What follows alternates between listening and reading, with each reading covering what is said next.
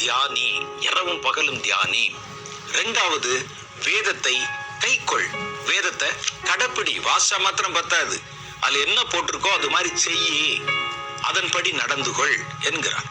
அப்ப இந்த ரெண்டு பிரதானமான கடமைகள், இதுதான் வேதத்தில் பல சாதனைகளை செய்த தேவனுடைய மனிதர்களின் ரகசியம். அவங்க இதுதான்.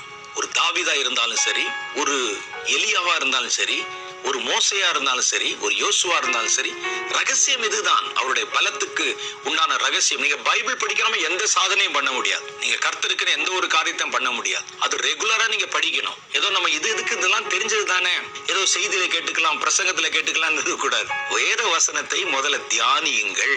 அப்படி தியானிப்பதுதான் நீங்கள் செய்வதெல்லாம் வாய்ப்பதின் சீக்ரெட். நீங்கள் போகிற இடத்திலெல்லாம் புத்திமானாய் நடந்து கொள்வதற்கு அதுதான் சீக்ரெட். அதை கை கொள்ளணும். அப்ப அதைத்தான் அவர் சொல்லுகிறார்.